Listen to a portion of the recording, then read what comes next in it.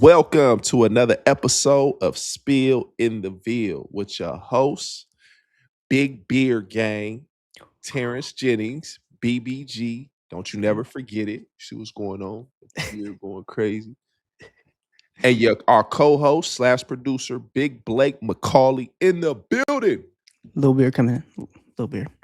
LBG, Little Beer Gang. What's going on, Blake? Derby week.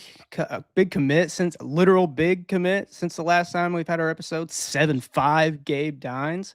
We got a lot going on this week. Will be our only episode, so we got a lot to cover today. Man, we got a lot going on. Some huge commits that we just received. We're going to definitely get into that, just kind of break some of these guys down. But I'm super excited for what we have this upcoming year. And there's some stuff shaking up out there, man. So let's get it going for sure. You getting into any Derby festivities this weekend? Man, we got a lot of good stuff going on. So whole bunch of parties. The city is live right now. The city is out. People are coming in from all over the world. But listen, the Derby isn't just local. It's not some local thing that we do around here, man. This is big business, international people coming from Australia, from Guttenberg, Spain, from anywhere you can imagine. And also in America, people have people have their horses, their breeds.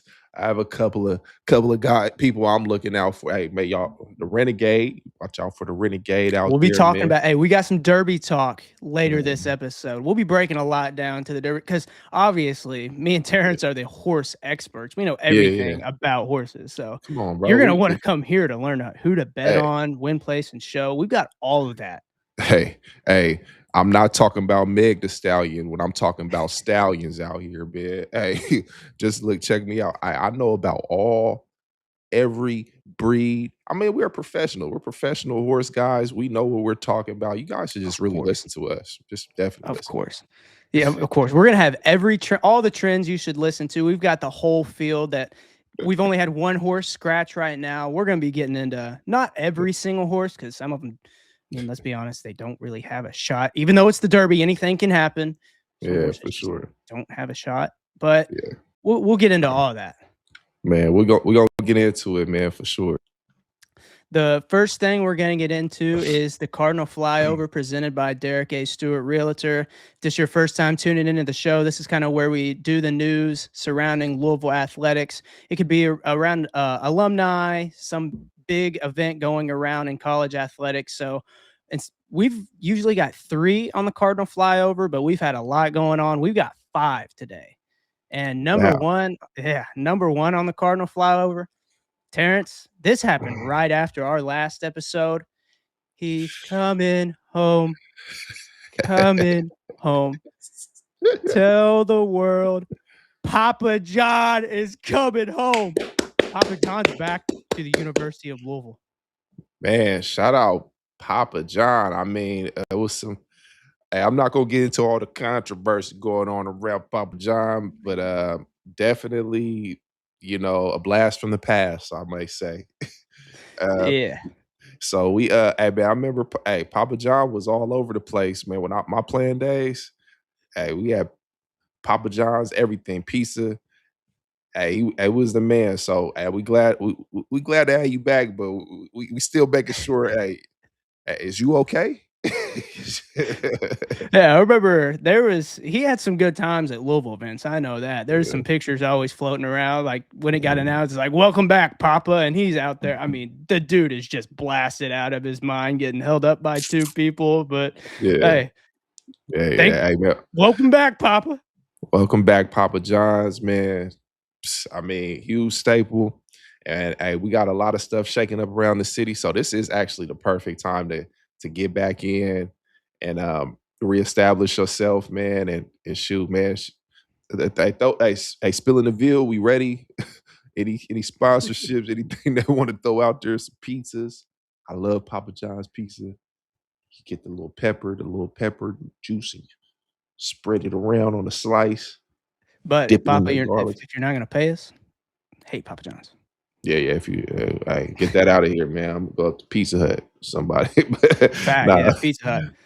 Yeah, man. But shout out Papa John's, man. Been holding us down, since the early days. But we'll see how this shakes up, man. I know City seems pretty excited and everybody's pretty happy about some huge news everywhere. So we'll see how it goes, man. But shout out Papa John's.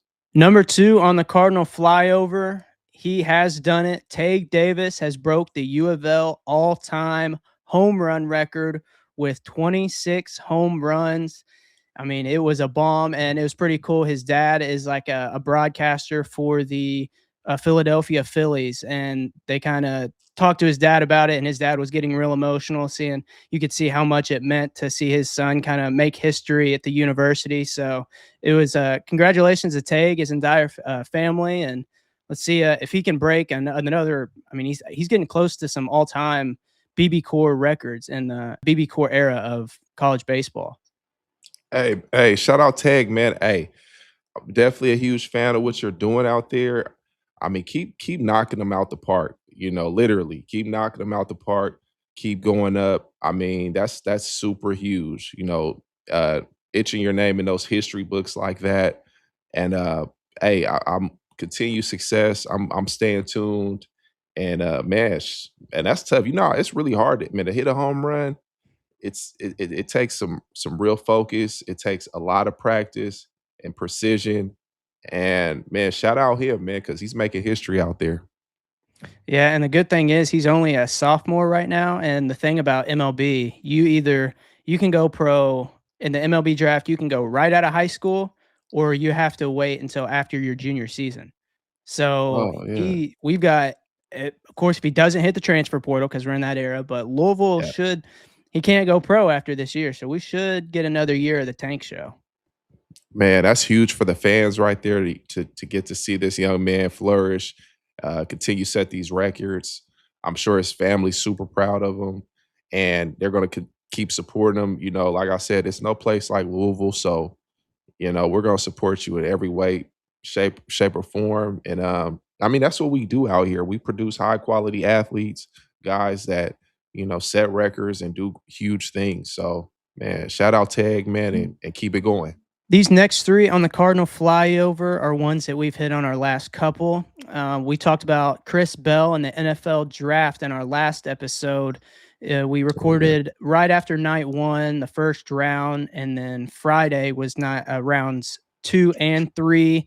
I thought he kind of would have went a little sooner than 94, just because before his ACL injury, he was Mm. projected to be around the 20th pick in the draft. So he tore his ACL and it made him slide. I Mhm. mean, there's a lot of wide receivers. I think he's a lot more talented than that. Mhm. Maybe they just other teams went a different direction because they can go ahead and play as soon as the season starts. Mhm. But Chris Bell ended up getting drafted the 3rd round, 94th overall to the Miami Dolphins. We Mhm. also wide receiver in that wide receiver room is Tutu Atwell, who's a wide receiver back when I was a student manager. So we got 2 wide receivers now down with the Miami Dolphins. And so this should be a great spot for him to go. He's not going to be rushed out on the field because Dolphins are spending over $100 million on people that's not on their roster right now. So Mhm. might be a little tough to win. I like Malik Willis. I like everything that they're trying to do down in Miami, but Yeah. it's kind of might be a little tough when you're paying that much money to people to a Tagovailoa not to play for your team. Yeah. I mean, first off, I want to say congratulations to Chris Bell, man, his family. I know they're super proud of him. To that young man. ACL is a tough injury. It's a super tough injury to recover from. The process is grueling, but it's possible. Have these kids, they have access to so much more available, so many things more medically available to them in this day and age. So he'll hopefully be operating at full capacity. But I don't know what's going on out there in Miami.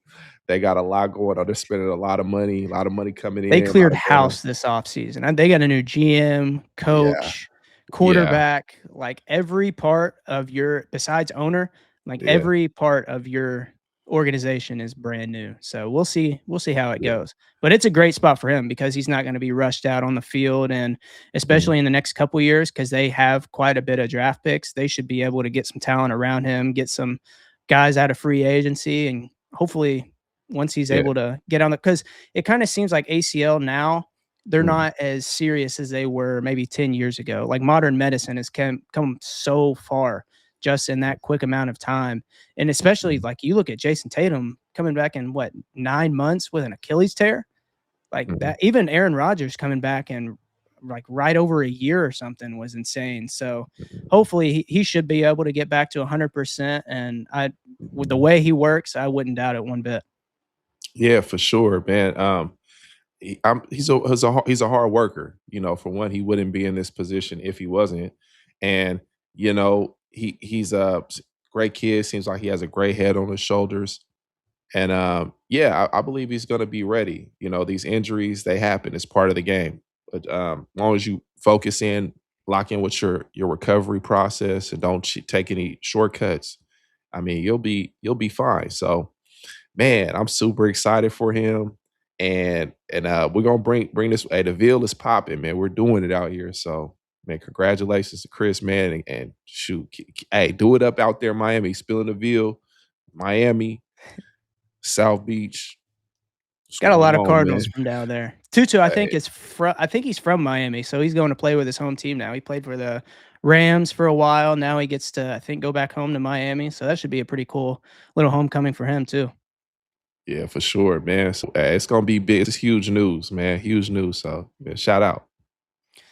Our fourth on the Cardinal flyover. I forgot we usually do three. Now we're getting into five.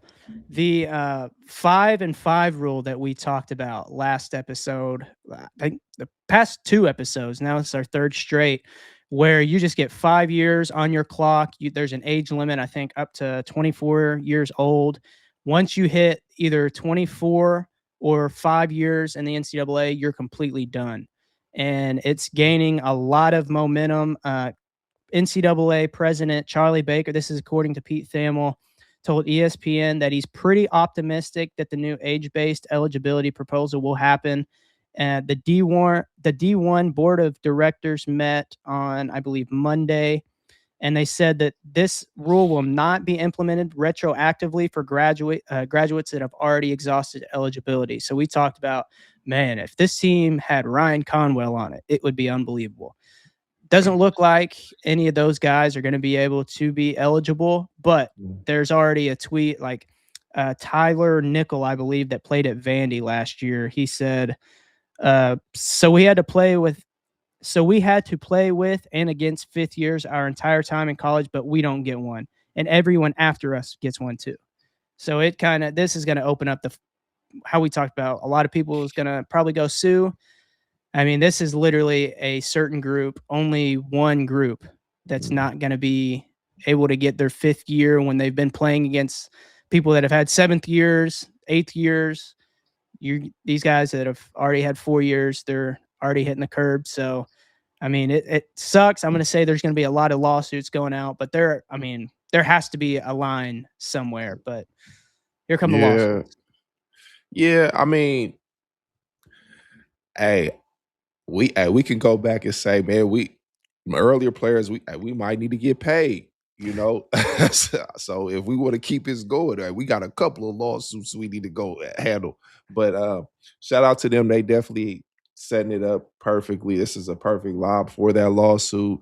How successful it will be, I don't know, but I mean, definitely these guys have an argument, and I would like to see us get, some of those guys back to come and play, but that's not the case, unfortunately. But we'll have to see kind of how this thing plays out. It's a small group, like you said, it's a small group, but I mean, I don't know if it opens up other doors for other lawsuits as well, because we could just keep this lawsuit thing going. Yeah, the NCAA just finds itself in lawsuit after lawsuit. And Yeah. one thing that was kind of thrown into this whole proposal is there's some transfer portal and like tampering rules that if Mm, you tamper with somebody and get them to enter the transfer portal, there's this whole, innocent until proven guilty.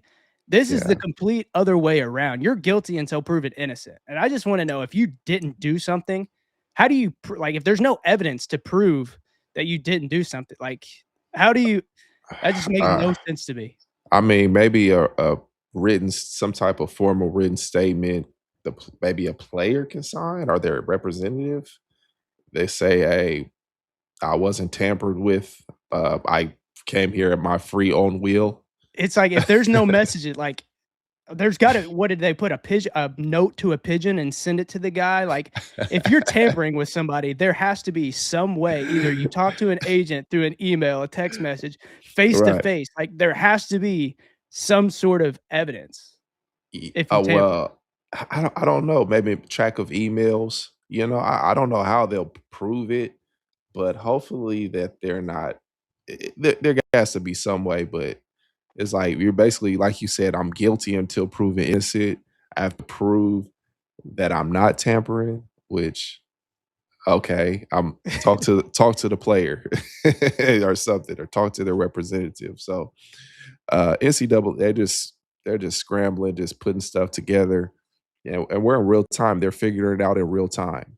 A lot of this. That's basically what's going on. We're seeing them scramble to implement these rules, these changes, and these regulations into the game to kind of I don't know, to make up or to advance or whatever the case may be, but it's going to leave a lot of players, a lot of people kind of left, I guess, kind of hanging out to dry. Like, hey, man, which we didn't get the same representation that these other players are getting, and these next players that are coming in this upcoming year. They're afforded a lot more opportunities, a lot more time to play, and an expansion of their game, and also to collect more coin.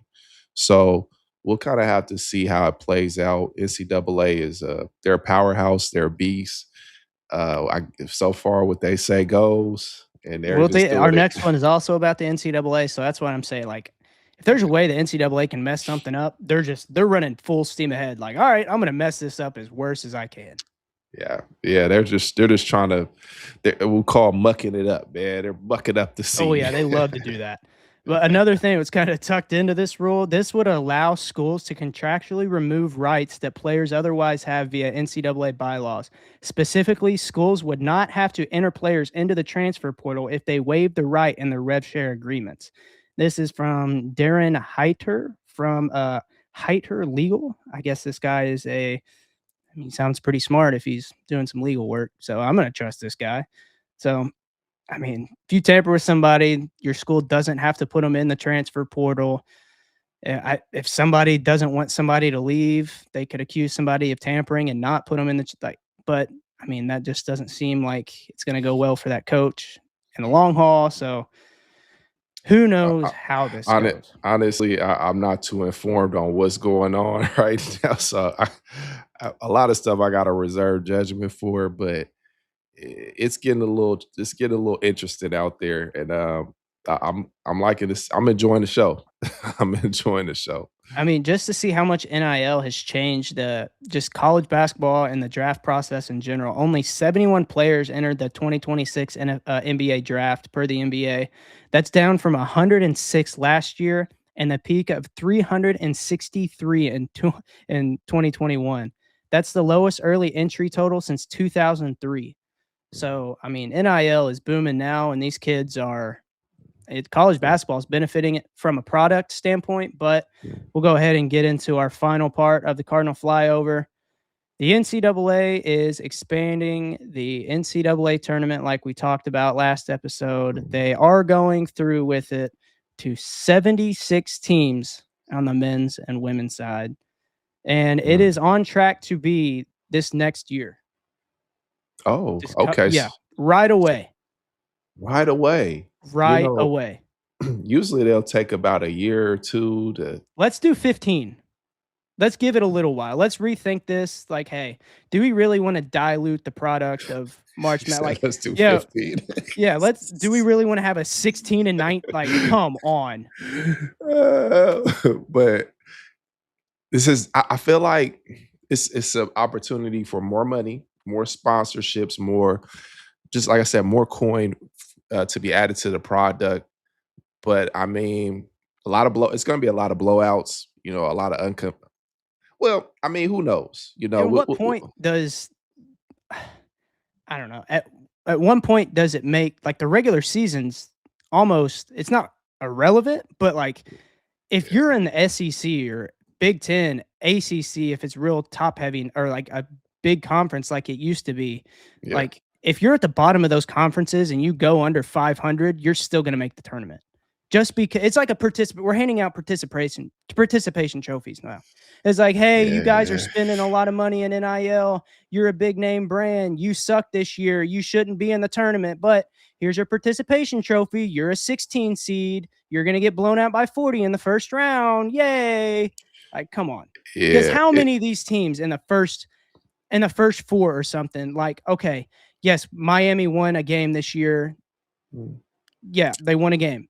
How Yeah. many Texas, they made a little bit of a run, but how many of these teams are making it to the national championship or you're looking at like, you know, I don't know, let's the Sacramento State of Holy, they have a chance to make it as an 18 seed this year. Like, come on. Man, hey, to me, it used to be a prestigious thing to make it to the NCAA tournament. It was so hard just to actually get a bid, an entry, you know. Now it's I guess you would say it's more achievable and it's a lot less urgency, I would say. Urgency for these teams to feel like they really need to win to make the tournament. We'll have to see how it plays out, but I definitely think it dilutes the product a little bit. We went into the tournament one-on-ones. You know, we had to win a lot of games. We had to do a lot to achieve that. So you have these teams that are fringe teams that kind of lay on the border a little bit to make the tournament. Now they just all the way in there. Bring them all in. Fairleigh Dickinson. Hey, I love my city, Sac State. Hey, all I those said other Sac State of the Holy, even a school. That's who I threw. I was like, hey, let's think of a random school. And I was like, let's not throw anybody under the bus, but well, anybody, but just shout out any of those small schools, which is it's kind of cool. They do get to have that opportunity, but if they don't have, a lot of these guys they might have checked out by that time. So it's like, man, we just here. But hey, like I said, it's an opportunity for more exposure. Maybe like you said, participation points. We're spending oh, so it's a much. participation trophy. That's what it is. I mean, I don't know if you can tell, but I'm not a fan of this Yeah, at all. yeah, at all. Yeah, I'm too much. I'm not a fan of it at all because it kind of just so it gives somebody the opportunity to say, "Hey, our team made it to the NCAA tournament." Whereas, like, did you really? You How much gotta. does that mean? It's like, man, now you gotta say at least the Elite Eight, Final Four. It's like, That's the only way is have some type of credence to what you're saying. So we'll see how it goes, man. But the NCAA going NCAA, so yeah, that's a we just fact. And basically, they didn't come out and fully say the reason why, but it basically set up to where they want these teams that are spending a lot of money in the SEC and the Big Ten. If they're playing these top teams that are also spending money, that they should also deserve a chance. But I mean, also sometimes we're coming off of the worst bubble, probably. I mean, in my lifetime, I can't tell you about the ones before that, but it was a bad bubble. None of those teams outside of the bubble really deserve to be in the tournament. And mm, now we're just gonna expand to even more teams than that, and just say, I don't know. yeah, it's a tough situation, man. I hate to see the I just hate to see the road we're going down in these days. It just messing up such Back great in my tradition. day, yeah, back in my day. But man, get your brackets out, man, for March Madness. Jeez, I'm gonna have to get a poster board out for that. You have to get a big a Coliseum board or something, man. But nah, we'll have to stay tuned, man, and see how it goes, man. But sheesh, man. That's everything on the Cardinal Flyover presented by Derek A. Stewart Realtor. On the other side of this commercial break, we'll talk about recent commit Gabe Dines, and we'll get into this Kentucky Derby talk. So we'll see you on the other side of this break. With over 300 homes sold in the last 5 years, Derek A. Stewart is a trusted expert. Whether you're buying or selling, Derek gets results. Guys, we gotta take a look at this bathroom. Oh man, I definitely gotta check this. Look, Blake, even TJ can fit in the shower. Big shower for a big guy. Contact him today and experience the difference. Okay, Derek, I love everything that I've seen so far. There's only one thing that's missing. Where's the basketball goal at? Come on, TJ. You know I'll take care of you. Derek, I think you just need to stick to selling houses. Big wins equals big moves. If you're looking to buy or sell in Louisville, you already know. When you're ready to buy or sell, you know the person to call. Derek A. Stewart. Derek Sells Louisville. Terrence, we'll get into recent commit Gabe Dines. A few weeks ago, you talked about Oliver Rue, 7'9". Like, man, I'd like to just have this guy as a presence. Yeah. We don't have 7'9", but we've got 7'5" Gabe Dines from Independence, Kentucky. He's going to be coming in as a senior. He played at Youngstown State as a freshman and sophomore, and he's transferring in from USC, where he played about 12 minutes a game last season. His career high in minutes was at Youngstown State as a sophomore, where he played just under 22. But Terrence, what have you really seen that stuck out to you? Man, he's tall. He's a tall kid. I mean, goodness You're gracious. looking up to this guy. I mean, I'm 6'10", so he's got me by at least 7 inches. So Say 7 foot. Say 7 foot. okay, I'm 7 foot. Yeah, come on. If you're above 6'9", if you say 7 foot, everybody's gonna believe you. Because guess what? Everybody else ain't that tall. Well, once you get up past, like you said, 6'9", 6'10", it's just we tall, man. It's only some inches. You're a But footer. now 7 to 8 inches, that's a huge difference, Brad. Like, He's huge. he's a mountain, but definitely gives us an inside presence. Definitely gives us some size. He can't teach height. He's playing about 8 to 10 minutes a game, so I think he'll be good for us. I just like to see how he translates into our conference. Check his foot. He seems pretty is quick on his feet. He's got good foot speed for 7'5". He's kind of thin, Yeah. 7'5". Not, I wouldn't say he's even 220, but But, he's yeah. able to move. And if you're Right, yeah. 7'5", if you're going in the paint, it's gonna Yeah. affect the shot no matter what. Somewhat. So he'll definitely change some shots. It just depends on the system. You know, when you have a guy like that, how do you put him in a position where he can actually be successful and actually put his attributes to use? Conditioning, depending on his conditioning and everything. I feel like he's going to be able to give us some productive minutes. So, great foot speeds, finishes great around the basket, can catch the ball. Just throw it at the rim. Now, look, I'm just going to let him know before he gets here, brother, you are 7'5". You don't want If this you guy get you don't want him at the perimeter? brother, if you come out here shooting threes and not hitting no threes and not shooting at a Dirk Nowitzki type clip, a Wembanyama type clip, then brother, and get under the basket and get some dunks, run the floor. If you do anything opposite outside of getting the ball, dunking and blocking shots, then we're not gonna be able to use you at all, my boy. Like your height is irrelevant if you don't use it. So as long as he comes out there and actually uses what he has, which I'm seeing when he gets out there, he plays hard, he's running the floor, he has effort. So the effort is there. I'm watching it on film. So I see the effort there, and as long as it all comes to fruition with us moving forward into our season, I think he's going to be a super huge asset for us, and he's going to definitely change the landscape, and it's going to give Pat Kelsey another piece to add to his just his extensive knowledge and strategy of the for the game. So I think he'll flourish under a Pat Kelsey offense.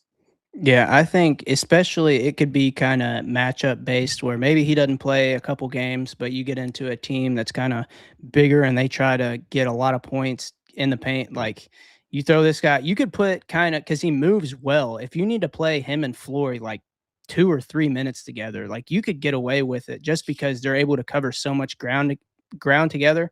And Mm. I'd kind of wonder, like, I have no idea being from Kentucky and the guy being 7'5", like I feel like no disrespect, but I kind of feel like I would have heard of him. But I want to know if Yeah. this guy played soccer or something because his footwork for being that big, like he doesn't look clumsy or anything. And Mhm. he played 12 minutes last year. He still averaged a block a game. And the year before that, he played less than 22 minutes. He averaged over 3 blocks a game. And Right. then playing 14 minutes, not even 14 minutes a game as a freshman, he averaged 2.3 blocks a game. So it's like Mhm. he can Mhm. make his presence known on the defensive side. So hopefully we're kind of able. Hopefully Coach Floyd can put some meat on them bones and get him a little Yeah. beefier. I mean, you're gonna bump into 2 or 3 block shots at 7'5", so without trying, man, it's just gonna happen. The Coach P used to always say, "Try to keep the ball in bounds." You know, when you block the shot, don't just because I used to like to knock the ball out of bounds Hmm. to the stands, toss it like a volleyball. I try to hit third row, but he said, "Son, when you block the shot, try to keep it in bounds so we can keep it in play." So if he picks up those little nuances, learning how to block the shot but still keep it in play, so we can get our fast break started, I mean, that's a huge asset for us, you know.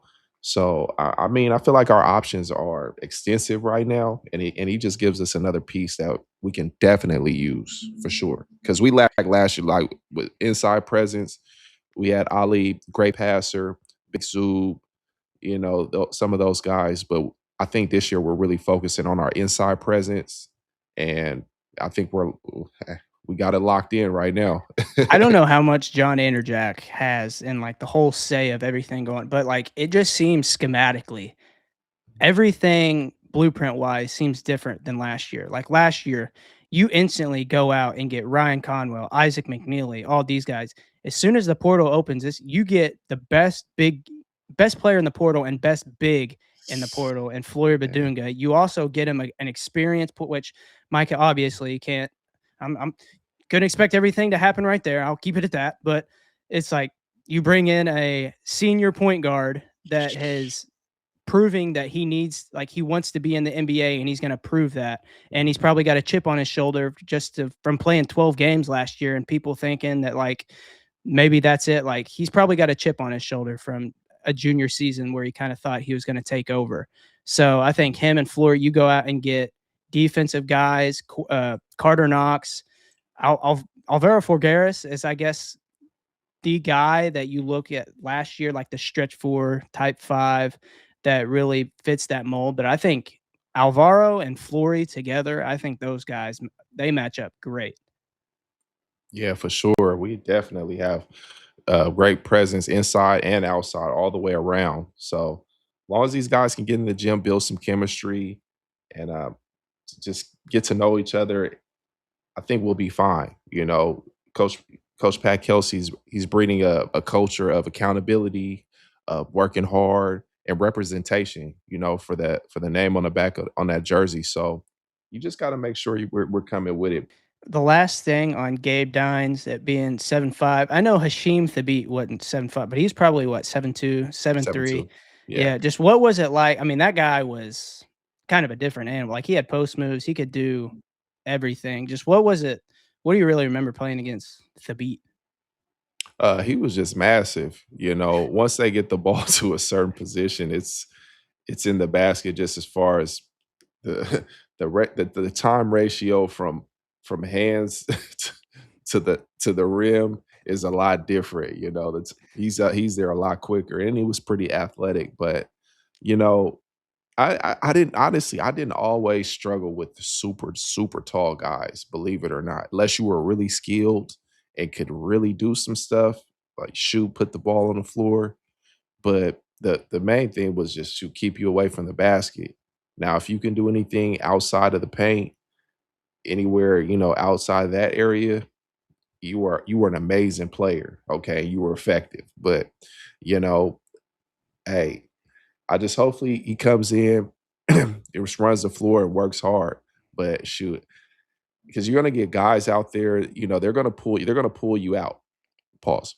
They're gonna pull you out. They're gonna want you to. They're gonna force you to play deep because he still has to play. He might have to play defense on the perimeter. So we'll have to make those adjustments for the guys that he's gonna have to guard that can really shoot, that can put the ball on the ground, and don't necessarily need to post up to score. So that's where I'm curious to see if he's.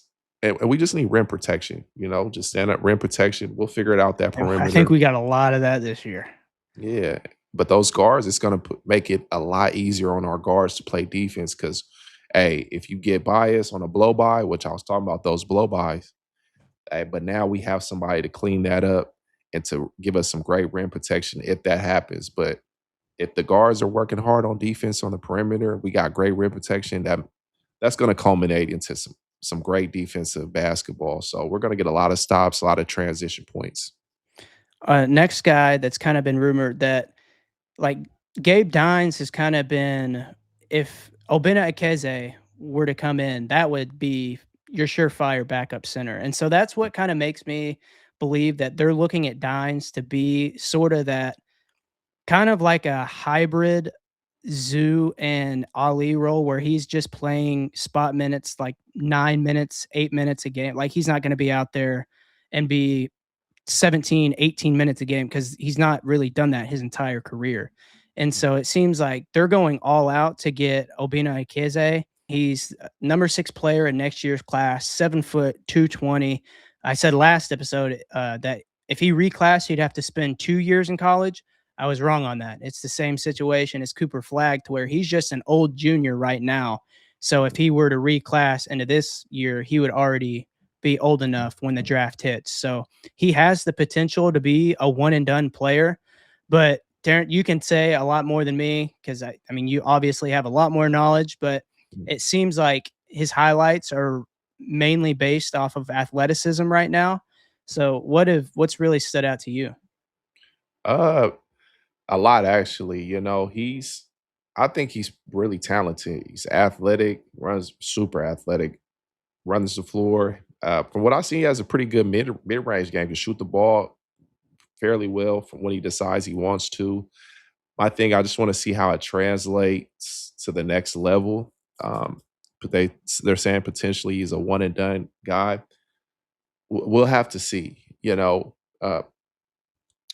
The difference, if he is like, basically if you're comparing to a Michael type of player, uh, we have a lot of options in his position. Okay, we have a lot of backups.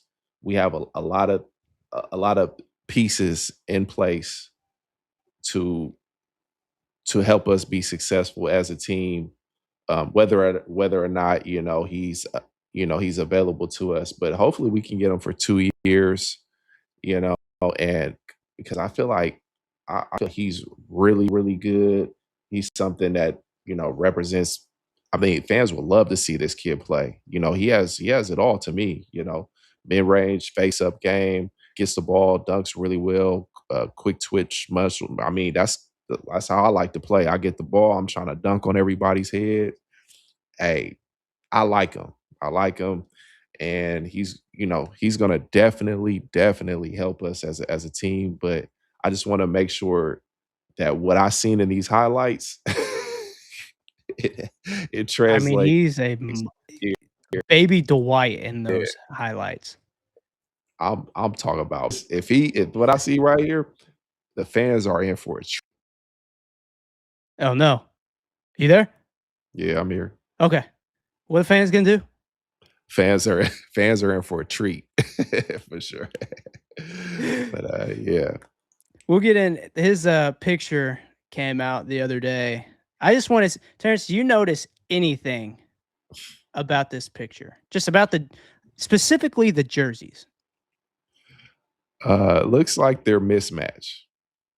Thank you. Thank you. Yes. We've talked with Chris Smith, Wayne Blackshear about just, how cool jerseys are. Like, jerseys are a giant identity of teams. When you look back at Louisville teams, the infrared team, you instantly think of winning the Final Four. There's so much stuff that comes back with that. Like, dude, I even all the jerseys, like I can remember the year before you, they had those black stripes on it right there, and yours is a red with it's like all those teams, the jerseys are like an identity of that team. And if it's a great season, you remember those jerseys. If it's a bad season, you never want to see those jerseys again. And it's like Adidas needs to realize the importance, because they were on fire with jerseys 2013, 2012, that whole era. And it's just the minimalistic era of logos and everything has just, it's hurt the NBA. It's hurt all professional sport logos. Yeah, I don't know. They need to get some new designers in here, get something. But who knows? Maybe they are, and that's just the creativity is lacking right now. But this, the jerseys are a staple, so we have to make sure we get those right. But hey, you look good, you're gonna play good. But we'll see how it goes, man. So for those that don't know what the minor detail is, Blake, do you want to describe what that minor detail and what makes this uniform mismatch? For those that are maybe So if not. we look at the piping on the jersey, it goes red, black, red. Well, let's go look at the shorts. I'm assuming it goes red, black. Oh, no. It goes red, black, white, black, red. I mean, can we just get it matching, brother? Can we get it to match? Come on, brother. Brother, But hey, if they like it, I love it. Somebody clearly approved of this. So hey, as long as we win, that's fine. But if y'all want to sell some jerseys, some uniforms, y'all gotta make them swag. I mean, y'all can't just be doing I'm telling you, when I was a kid, and still there's talk everybody, like especially football season, it's like, all right, what jerseys are he wearing this week? And it kind of got boring after this 5 years wearing the same jerseys. Like, all right, well, so many combinations you can do with these jerseys right here. So it's like we need just a new cycle, get back to the importance of that, because I would always wait at the beginning of the year for the jersey release and the number release. Ooh. Those two, yeah. And I guess a lot of fans did as well, but those were the two things. You knew basketball season was getting close. When the official roster would come out, you see what numbers people were wearing, who switched numbers, what the jerseys look like, all the media day pictures. So it's just, we got to get back to that feeling. Yeah, man, that used to be a big old deal. When media day, taking those pictures, those iconic team pictures, it used to be a thing. So especially when you break them out, you just see it there. You're like, ooh, that one right there. That's one right here. Yeah. I love that one, but mine was I like the black. It was one year we had I used to get buckets with the sleeves, with the half sleeves. I used to get buckets in that one. I ain't gonna lie, But throwbacks were always my favorite when we went back to the old schools. That white one you all had was tough. I think you all played Syracuse. It was like a throwback game.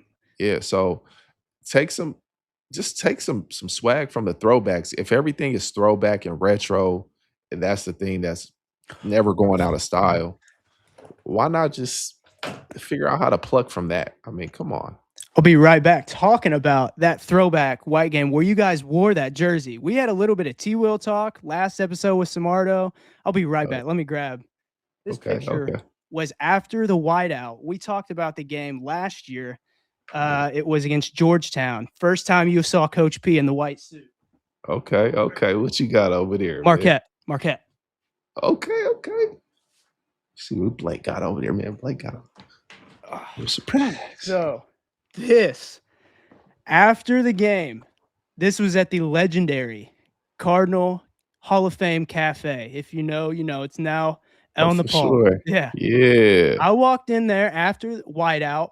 First Louisville game I went to as a kid and they won. I'm on cloud 9. I walk into the gift shop like, let's go. I turn Yeah. around. Who do I see? I get to a cloud even higher. That's Terrence freaking Williams. Look at little Blake and T. Will right there. Oh, man. That's I ain't gonna lie, that is a nice pick, man. That's a dang, T. Will. Yeah. I met that guy. Like I said, I met that guy probably 10 different times when he was at Louisville. That guy Yeah, was everywhere. You'd see him after games, and yeah, he was T. always Will. cool. Shout out T. Will. He was always cool to me. I mean, I'm a 7-year-old kid. You better not be mean to me. Yeah, man. T. Will definitely love the kids, man. Handsome young man that you were there, Blake, too, I man. appreciate it. Yeah, man. That I ain't gonna lie, that was a pretty wholesome picture right there. I was like, that was a good one, man. But shout out T. Will. You can catch him anywhere, man. Definitely a legend in the city.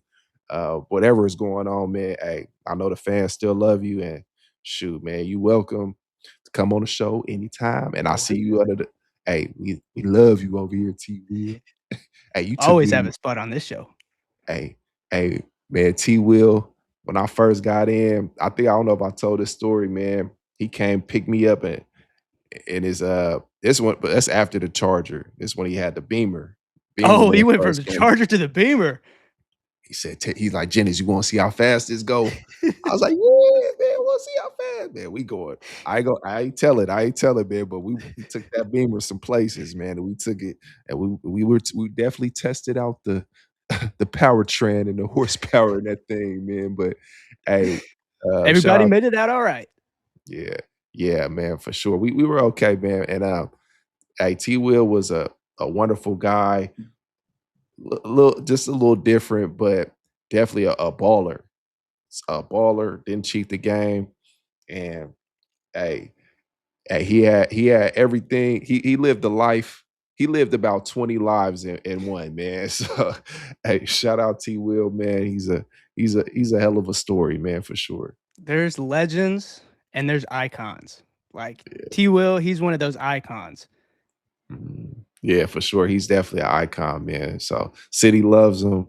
And when he, once he touches back down in the city, Be man, like I know Elvis and the Beatles are back. it's gonna be a movie. It's gonna be a movie for sure. All right, on the other side of this commercial break, get all of your Kentucky Derby information from us because you're not going to regret it. You'll be going to the bank account retired after you hear this. If you go, this isn't betting advice, but who knows? Catch you on the other side of this break. Just wanted to take a second and give a big shout out to Bestway, home of the low price guarantee or it's free, where you can get all your home furnishing needs on a deal. They have everything from smart refrigerators, washer dryer sets, 86-inch TVs, PS5s, Xboxes, all the way to reclining living room suites and bedroom suites. Bestway offers so many ways to pay, from retail to rent to own and even financing through Lendmark. With 2 locations in Indiana, 1 in New Albany and 1 in Jeffersonville, and 5 locations in Kentucky: Radcliffe, Dixie Highway, Hikes Lane, Shelbyville, and Shepherdsville. Stop by today and tell them that we sent you to get $100 off your new item. Now let's get back to the show. All right, Terrence, this is the part that I've been looking forward to the most. It's time to talk Kentucky Derby because, I mean, we're a Louisville podcast. How do you not talk about the Kentucky freaking Derby? Sure, man. Hey, hold on. Hey, this is probably my favorite time of the year, besides when the season started, but the Kentucky Derby, when I tell you the city is on fire, it is on fire. So much going on. This is Kentucky Derby is a tradition I've heard. I'm from California. I knew about, that's probably the only thing I ever knew about Kentucky besides fried chicken. Because it's the Derby. So this is huge. This is a most exciting time. Now, Blake has something special for us because we got something special because, I mean, we're obviously the I don't know, if you want to learn anything about anything, obviously you're going to come listen to Terrence Jennings and Blake McCauley. If you want to form an opinion, you're coming to us. For sure, man. We got the news. Definitely want to come to us, man. We got all the information on when it comes to horse races, Oh, well, anything derby. we do? Oh, we do, Terrence. Let's take a look at the field of the Kentucky Derby. Let's look at that. I mean, we're a professional show now. For Look at that sure. graphic. I mean, come on. It doesn't get any better than that. I mean, who's doing it like this out there? It's nobody. ESPN, Who? Fox. Hey, Who? nobody's doing it like spilling the veal. So let's take a look at these horses in the Kentucky Derby. Obviously, we've got the favorite in the entire race, Renegade, in Gate 1. I'll tell you right now, Terrence, you don't want Gate 1. I don't know how Renegade is the favorite still at Gate 1, but I mean, you'd think Gate 1, that's the shortest. You'd get the shortest track. Why wouldn't you want Gate 1? Well, Terrence, you wouldn't want Gate 1 because if you're not getting out to a quick lead, where do you think all the traffic is going to go? It's going to go to the inside of the track. Where's Gate 1? Inside of the track. So you better get on your high horse and you better get a lead. Hey, I mean, it only makes sense. I mean, that's clear. It's clear physics and logic. I mean, what are you gonna do if you're in gate one? All that traffic is always gonna come all the way over to your lane, and you're never gonna be able to advance. Post 1, how is it so hard? I don't know. It's one of the whoa, can't say that word. It's one of the statistically worst gates in the Kentucky Derby. It's only got an 18.8% win rate. And that means that's just win, place, or show. That's top 3. And there hasn't been a winner from gate 1 since 1986, Terrence. 1986? That's Michael Jordan's just now getting in the league there. Jeez Louises. I mean, I wasn't even a thought. Like, my parents didn't even know each other at that time. Like, what was going on? 1986? It's a long time ago, Terrence. We'll look down the list. Obviously, Renegade is a jockey. The Ortiz brothers, they're some jockeys now. You better watch out. And the trainers, you got to look out for them. Todd Pletcher, one of the GOATs, along with Bob Baffert, who's in there. There's Riley and Bill Mott. We got some mean trainers out there, along with some jockeys. You got Brian Hernandez Jr. Terrence, well, let's look at, I don't know, we got some betting trends too. I don't know. We'll take a look at those, and we'll look at some of these jockeys. Number 7 in the need to know trends. If you're a first-time jockey, sorry, you're not going to win it because it's never happened. I'm sorry, it's happened one time. 1 for 87. Is that good? I don't think so. Top jockeys. John Velasquez, he's won 3. Irad Ortiz Jr., he's got 3. Oh, Mike Smith, he snuck in 2. And Florent Gouraud has 2. So, experience in the Derby, you got to have it. That's why I'm looking at these jockeys on who can really do the business. Yeah, for sure. I mean, you got to have the right jockey to ride the right stallion. I mean, it's only right. You know, the lighter, the better. You know, the more experience, of course, that'll do it. So, I mean, it's only right. And like I said, me and Blake are professionals at this. This is what we do. Obviously, if you can't see how this is going, we are professionals.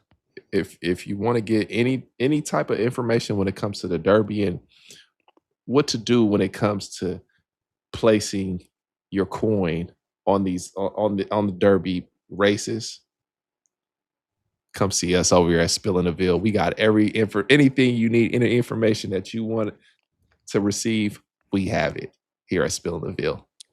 We'll get it. Yeah.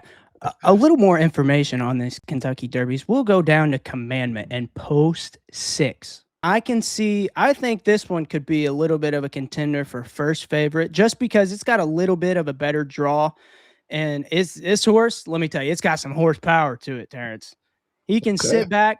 If he needs to, he can kind of sit back, navigate if he needs to. And when he gets to the final stretch, that's where he needs it. He can gallop down that final stretch and take the lead if needs so. So if he needs to, he can kind of get back, lay back in the back. And once he sees his opportunity, he's going to jump at it.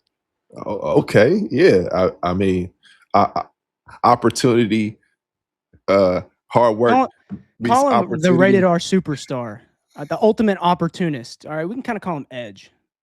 Oh, okay. Okay. Well, I like that one. I like how you came up with that one right Appreciate there. that.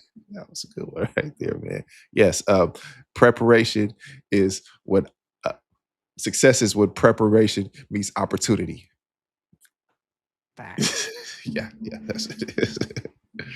As we look at some more of these, let's look at some post position trends right here. Obviously, as we talked about, gate 1 is historically weak. Terrence hasn't won since 1986. The mid gates, as we've talked about, 5 through 16. That's why I like Commandment. He's in that 6 right there. Danon Bourbon, he's coming all the way from Japan. Okay. But these people that, sorry, he's not a person, he's a horse. These horses that come from overseas, they kind of Wait, gotta adjust. What's up? he came from Japan? This is a Japanese horse right here. They got horses in Japan? he's coming from it. He made the Derby, Terrence, and he's coming for it. Hold on. I mean, we might have to investigate this. I mean, he got an opportunity to race in the Derby all the way from Japan. Well, it might be. I think there's usually a couple in there. I don't know. Somebody can stat that. Has a Japanese horse or Japanese rider ever won the Kentucky Derby? I know we're a professional Kentucky Derby show and should know that, but we're just we're going to see if you guys know. Obviously, we know. We're going to see if you know. Okay. Well, maybe it might be a different. We'll see. I'm really trying to figure this out because I'm interested now. But hey, shout out that horse, man. Shout out that horse, man. I don't know. And all right, we'll get into these wide gates. So I'm kind of looking at these horses on this kind of, I'm going to say 12 through 19. Those are the kind of the horses that I really like. I kind of like Commandment. He's in that 6th spot. I also like Emerging Market, but the bad thing about this spot, post 15, guess what? It's only one. It's never placed or show. So you better put money on that thing to win, because otherwise it's literally never done anything else. And the good thing about this gate, this horse is built for it. Get that wide open stretch that you can you are a little bit to the outside. So people think like, hey, that's you don't want to be on the outside of the track. But guess what? If you're on the outside of the track, you're a fast horse. You can get to the inside before these other ones that are just caught in that traffic. So he may be able to mosey on along, get through there. But Pavlovian right next to him, that's going to be the tough one, because this is one of the best gates in modern era, Terrence. This one right here has a 20.8% win rate. And this horse does a real good job. Like I said, in these spots, you got to be able to avoid the traffic. He can do it. And ever since they put blinkers on this horse, boy, he's been running like the wind. I told you, I came in with my research for today. I've been waiting. Hey, man. Yeah, just keep going, man. Keep going. You don't have any input on that one? All right, we'll go down to our betting history and trends. The recent derbies, this is kind of why I don't like Renegade. He's kind of got a double-edged sword. He's in gate 1, and he's the favorite. You don't ever win from gate 1, and the favorites don't win. And we can look at that. Heavy favorites have struggled in recent years. Now, the graphic doesn't say how many recent years are, so I'm going to say that's a while. I'm not picking the favorite right there. So if I had to pick a winner, I'm not going to be looking at these 4-1 Renegades, this 6-1 Commandment, even though I do like it. I do like Further Ado at 6-1 with John Velasquez. Now, we did talk about, we can pull up the betting trends. Now, where is John Velasquez? Number 7? Where is he at in the jockeys all-time win? Oh, he's got 3. He's tied for first with Irad Ortiz Jr. Pretty good jockey. So that's why I kind of like him in that spot right there. But who I really like, if we're looking for these long shots, I'm gonna go with Pavlovian. You're in the historically the best gate in the Kentucky Derby at 16. You got Edwin Maldonado as your jockey. Doug O'Neill, I know he's been training this horse to win the Kentucky Derby for I mean, ever since he saw this horse run for the first time, he's like, man, I got a winner right here. And he saw these 30-1 odds. He's telling everybody, I've got the winner right here. You're about to become a millionaire just like me after I get into that little winning circle, get those roses around my neck. You're all going to be rich like me. Yeah, man. I'm rocking with whatever Blake say, man. Hey, Pavilion, Sicilian, Pavlovian. Let's respect the horse. Pavlovian. We'll get back to this trends that you need to know. We'll go down to Terrence. We'll see if, did you know, Terrence, the winning jockey was not leading at the half-mile pole in 8 of the last 10 derbies. That's why I like Pavlovian. We told him if he needs to be a little sneaky stalker, he can do that. And he's got the speed to catch up late. He can do it. And then only 3 horses have won the Derby after running in 2 or fewer races. So you gotta be a little aged, all right? You can't be one of these young bucks hitting that track for the first time. You gotta have a little bit of experience. Yes, sir. Definitely have to have experience when you're out there on the field. You know, literally, you definitely have to have experience. This isn't a game. This is real life. Okay, this is Derby time. This is time to show up and show out. We don't have time to bring you along. We need you. We need vets out there. So let's get it. All right, Terrence. I'll pull up the odds sheet right here. If you had, you know what? We're going to break the rules with it. We're going to break the rules a little bit. Just why not? If you had to pick 2 winners, who are you picking? Man, I'm going emerging market. Ooh. I'm going Pavlovian. Pavlovian. Come on. Respect the horse. Words are hard. I'm sorry. Words are hard. Words are hard. All right. Well, I'm going to switch up because we kind of didn't, we're kind of going on a fly right now. People watching can't kind of tell. He kind of picked both of the horses I was going to pick, so I'm going to switch it up. We're going to have some sort of bet. If your 2 horses win, I got to do something. We'll figure that out. Well, okay. I don't want to pick the horses. I'm gonna No, go. dude. Different. No, you're good. You're good. I gave you all this information. You can pick these horses. Yeah. So the ones that I'm going to pick, I'm going with Commandment. All right. I'm going with Commandment. Luis Saez, Brad Cox. I got 6-1. I said not to pick one of the favorites, but hey, he's second favorite, so maybe we can get that. And for my next one, we're gonna go with Chief Wallaby. I like Chief Wallaby. Now, this is very tough. Actually, I'm not gonna pick Chief Wallaby, and you know why I'm not gonna pick Chief Wallaby? I'm pulling up my notes right now. Bill Mott, great trainer. Post 12, Terrence. That hasn't produced a winner in 5 decades. 5 of them. Sheesh. Hey, guess what? It hadn't finished top 3 in the last 10 derbies. So anybody that you were thinking picking Chief Wallaby, you draw him out of your little, you've got derby parties this weekend. You get Chief Wallaby, go ahead and throw that thing in the trash because you got no chance. All right, man. I like the name, but I don't know. Great. I That's kind of why I was picking him. I like winners though. So, hey, get him out of here, Chief. All right. Now, to supplement, I'm going Commandment, and my next one, I'm going Potante. Juan Hernandez, Bob Baffert, 20-1. You're getting Bob Baffert at 20-1 odds, and Juan Hernandez. Give me Potante. Potante. And we said it multiple times, Terrence, but I will say it once again for those people that didn't hear. That mid-gate sweet spot, that 5 to 16, you can really even look to even like the 18 mark. That's where we're looking at. Where is Potante? He's in that 14. All right. He's built for win. Let's pull up. I got a little bit of stats on Potante here. Let's see. Potante. Oh, man.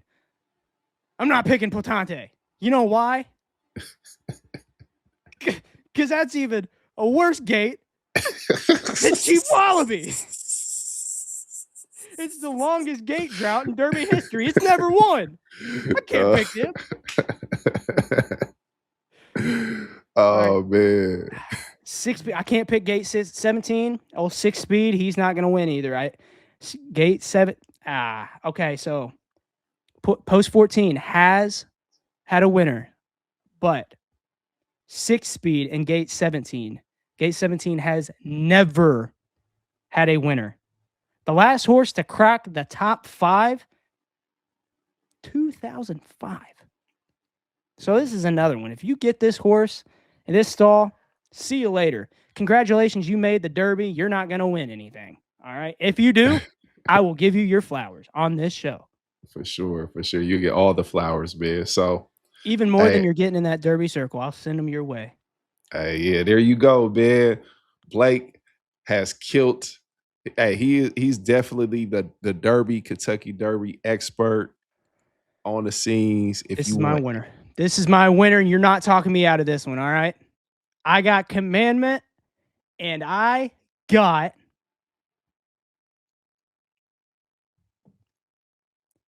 Terrence. Never mind, because I'm looking at my notes, and the horse that I want, it's got scratch next to their name. So that horse isn't in the race anymore. I was going to say Silent Tactic, but he's going to be real silent because he's gone. So yeah, for sure. That's tough. All right, man. I'm taking Pavlovian. I'm taking Commandment Pavlovian. If who'd you take? Emerging Market? Yeah, I like Emerging Market. I'm taking Potente away because that's the longest. You know what? We're going Potente and Commandment. Let's go. Bring it home, boys. Okay. All right. Yeah. And I got Emerging Market and Pavlovian. I'm sorry. Words are hard. It's hard, so hard. All right, Terrence. What's our bet gonna be? If one of my horses wins, let's see. Let's see. What can we do, man? We'll have our punishments by the next episode. We'll talk off air. Yeah. This is coming on. I mean, thanks for joining us. I don't know why, if you're still watching, if you are, I mean, obviously, because you want to win some money at the Derby. So, yeah, you can check out those graphics if you'd like, because that definitely broke it down a lot better than I did, especially this just beautiful graphic right here that we had made. All of the just some post trends that you need to know, some late betting history, and the entire starting gate right there. So with this weather out there, we should be in for a good Kentucky Derby. Yeah, man. Shout out to Derby. We're gonna definitely be tuned in. We gotta watch our horses. Our horses gonna take it, man. One of them gonna win. All right, I can feel it. And like I said, we're professionals at this, so we know exactly what we're talking about. If you ever doubted us, that's where you lost. But yeah, hey man, shout out. We told you so. But yeah, man. What else you got for him? Anything else before we get out of here? That's everything that we got today on the show. Appreciate everybody for joining us. Thank you, 35KY Sports, Unrivaled, Derek A. Stewart Realtor, and Best Way. You can head into Best Way, get $100 off your new item. All their locations run in the middle of this episode. Derek A. Stewart, go get you a house if you got any left, because this dude's selling them left and right. And then you can go get your free $26 wash from Unrivaled. The links are in the descriptions. Oh, one thing we didn't hit on. We've also added our Venmo up at the top right. We've had people ask like how they can contribute to the show. So this is not saying, hey, give us money. We just had people reach out and say, hey, we'd like to, if we can help out in any way, we'd like to. So we got something set up. And anyway, we're not asking, just we're putting it there for people if they'd like to use it, because we've been asked a little bit. So we've got the link up there in our description too. So we'll just make that available for people. Anybody that just wants to support in other ways, we're not asking for anything, but yeah, it's just there. And we're definitely going to keep dropping some more interviews, more content, and more things coming up later on this year as it leads up into the season. So make sure you follow Spilling the Veal on all platforms, share with your friends, tell a friend, and yeah, let's keep it going, man. Let's go. Yeah, Elsa. We might be seeing some people outside of just the university. We might have some media members as part of our summer interviews this year. We might have some people outside of just the University of Louisville, but have kind of affected the city as a whole. So we'll have a kind of a different mix of interviews, just as opposed to last year having strictly basketball interviews. So should be a pretty fun one. Yes, sir, man. It's gonna be exciting. I can't wait for this summer.